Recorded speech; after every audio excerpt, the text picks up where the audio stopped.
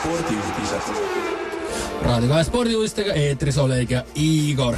Teivashüppest. 8 aastat tagasi ronis Eesti naiste teivashüppe rekordiomanik Reena Koll kõrge puu otsa, vaatas kaugusesse ja karjus: appi, ma ei julge enam alla tulla. Korvpallist. Eesti U20 vanuseklassi korvpallimeeskond pidas Vantas teise sõprusmängu Soomega ja hävis 73-108. Korvpallist veel.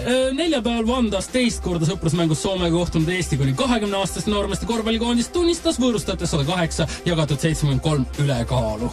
Sulgpallist. Venemaal Gatšinas alanud $15,000 auhinnafondiga turniiril jõudis Raul Must ja Karoliine Hõim üksikmängus 16 parema sekka.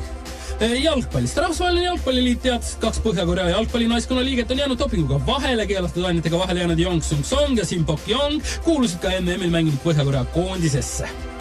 Ning rattaspordist. Naiste Itaalia velotuuri 7. etapil sai Grete Treier 30. koha, Pokonda 32.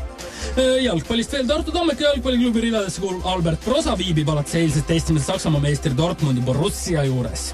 Ning Tour de France'i 6. etapil kaotas Rein Taaramäe peagrupile 28 sekundit ja sai 68. koha. Võitis norralane Edvald Boasson Hagen. Ja lõpetuseks veidi ka jalgrattaspordist. Jalgrattur Rene Mandri kirjeldab Eesti meistrivõistlustel kimbutanud väsimust. Tekkis tunne, nagu oleks sattunud anekdooti, kus tegelastaks superkiire jänes ja roomates endast kõike andev tigu. See on väga hea anekdoot. Aitäh sulle, Nelis Elidoid, spordiuudised.